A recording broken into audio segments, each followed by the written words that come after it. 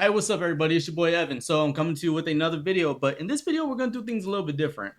No news right now. Plenty of news in the world. We'll cover it later. I just want this to be about you and me. And while we do it, we're gonna smell good too. So I just got this fragrance. I got it from one of the vendor fairs that they have over at Fresno City College. It's my old city college. I'm not going there anymore, but I'll still stop by there for the vendor fair. I got this dude. He sells these colognes as oil. And the thing about buying your fragrances as oils instead of cologne is there's no alcohol in it, so it lasts much longer. Like this won't come off until you wash it off with soap. Great stuff, really great stuff. This one's called Jaguar, and they're like dupes of the real stuff. They smell pretty identical. I've done like a actual like bottle to oil comparison. Pretty good stuff, man. Good price too. So now that we're smelling good, let's go ahead and talk about things, right? I told y'all I was gonna be uploading while I was gone, while I was in DC doing my internship over with the White House. I was doing an internship with the National Economic Council. I was graced by God to have that opportunity to serve my country at that capacity. I haven't felt something that meaningful since my service in the Navy.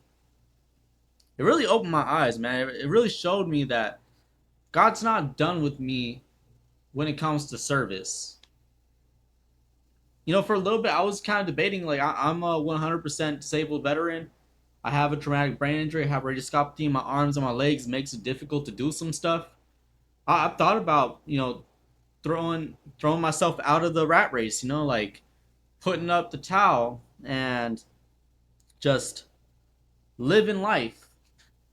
But being able to intern for the White House and showed me all the meaningful stuff that I could be doing, it really made me shift gears. It really brought me back into this because I felt like I could make a meaningful difference.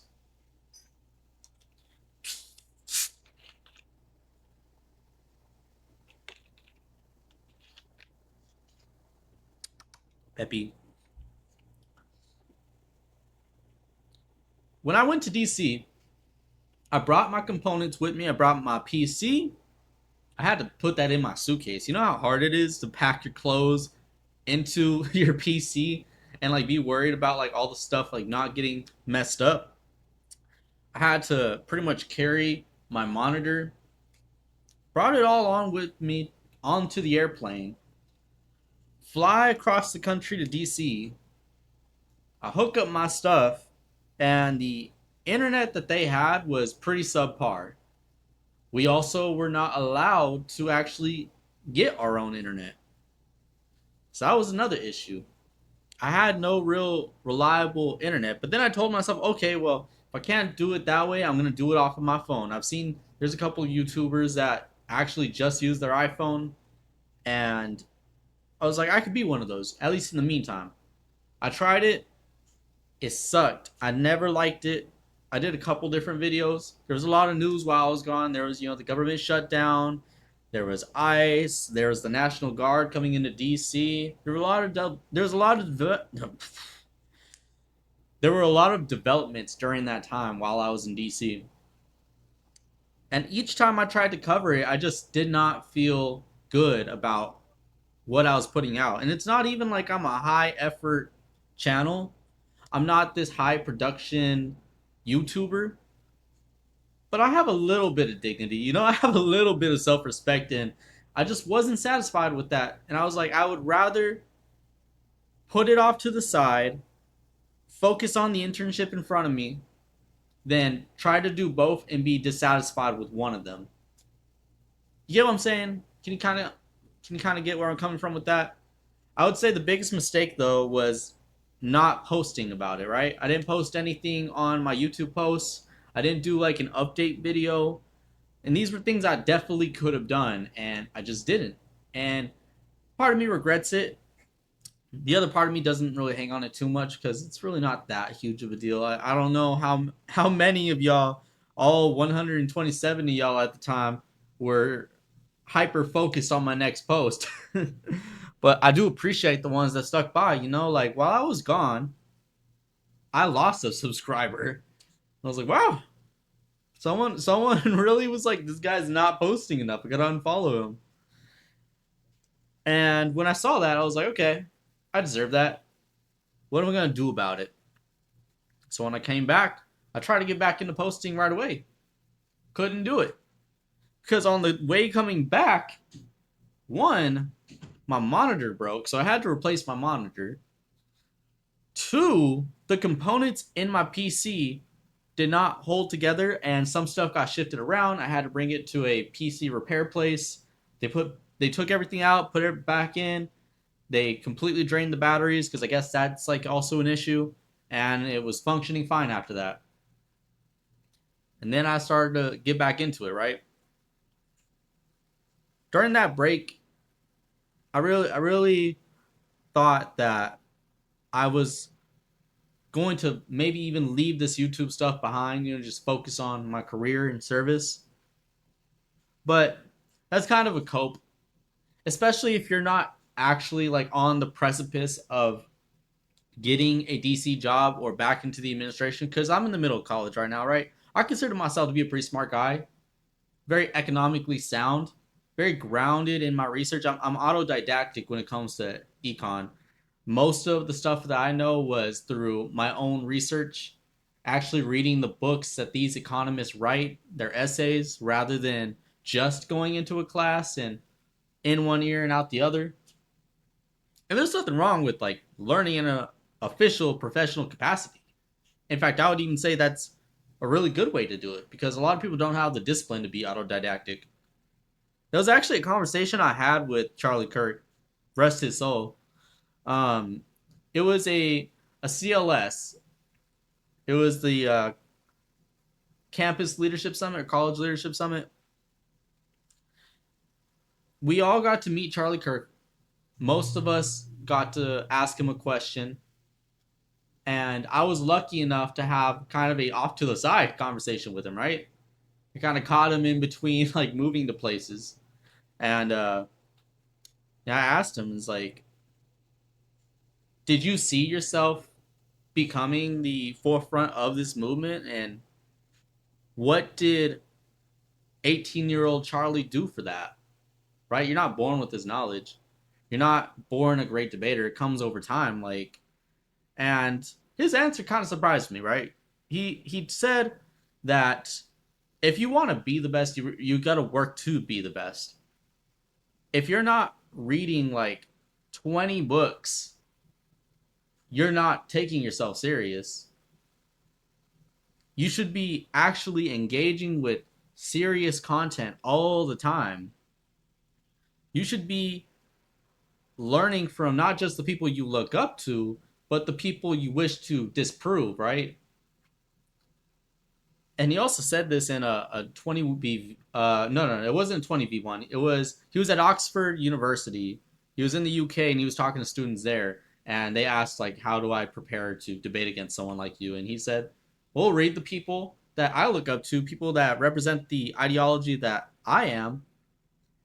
Engage with the content, have a meaningful thought about it, and if you still feel strongly against it, you at least know where your opponents are coming up from." So I did much of the same. But I was more so focused on understanding the hardcore fundamentals of econ. Because if you know the fundamentals, everything else just is supplementary or supplementary. Sorry, I can't even speak today. And I've tried my best to like stay on that level of grind. I listen to a lot of books. I'm not a big reader. My eyes kind of strain. And when my eyes strain, it's an easy trigger to migraines from my traumatic brain injury. So reading can be difficult for me. So I like audiobooks. My gold standard of research is having the actual physical book and reading along with an audiobook reading it.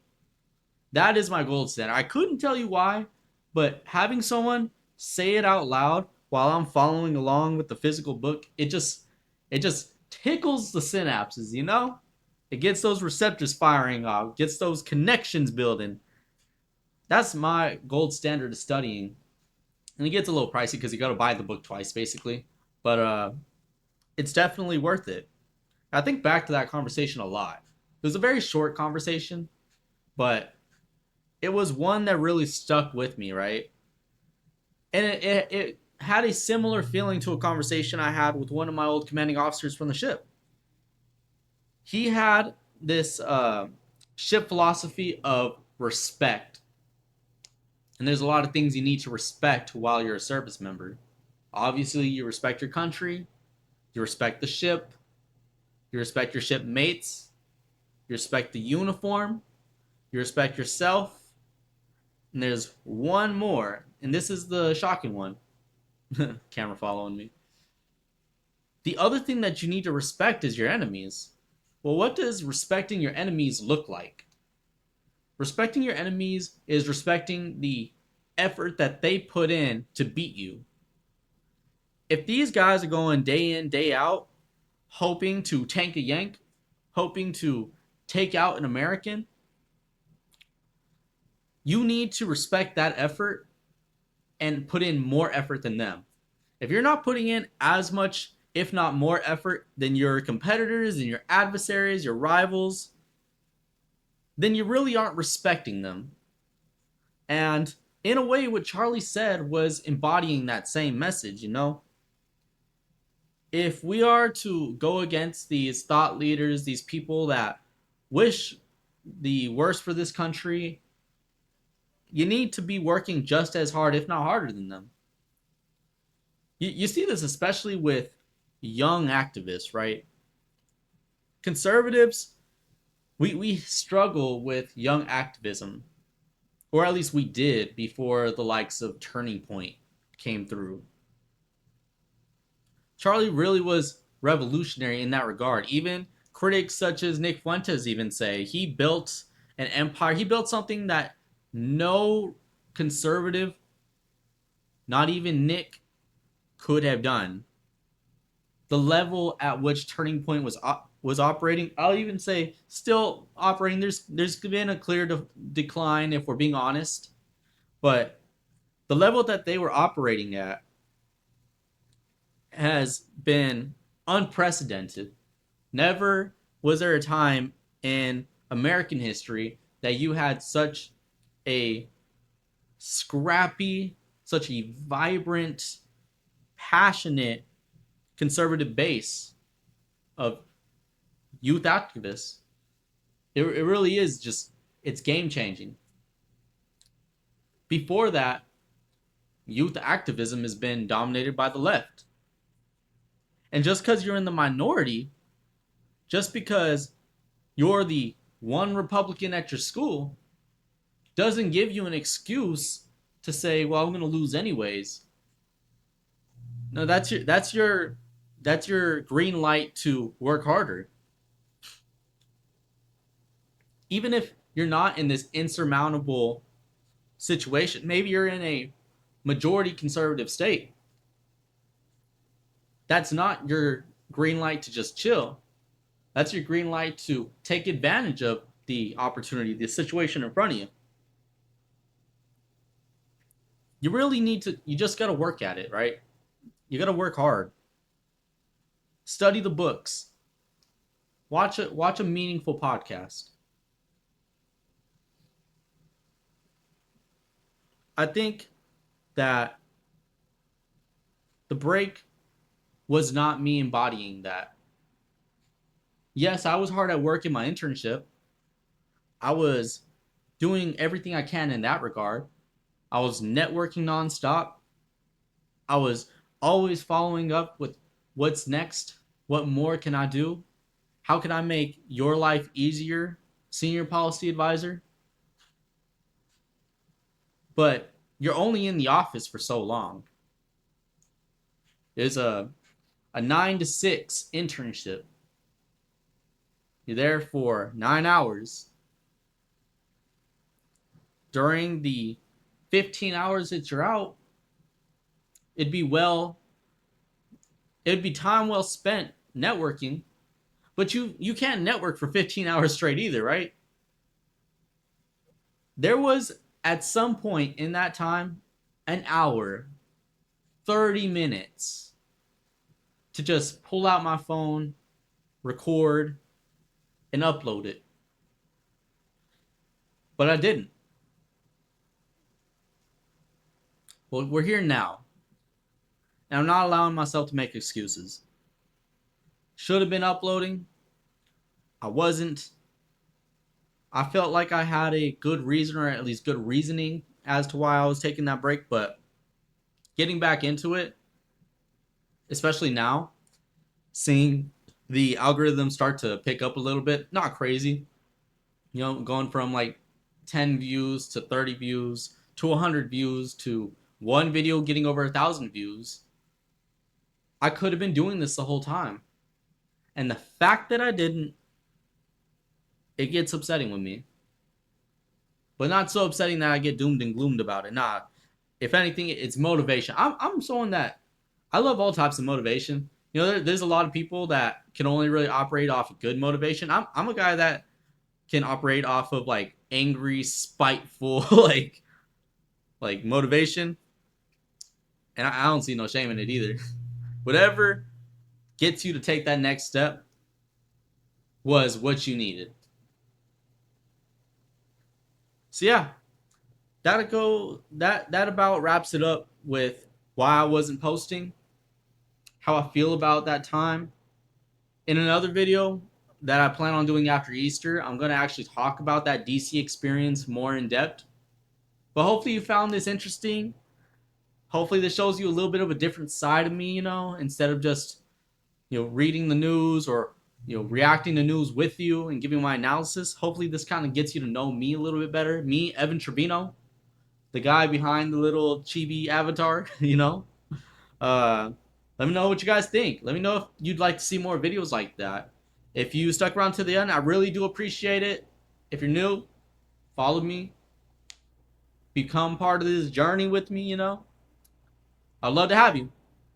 But that said, I'm Evan Trevino. This is the video. I'm out.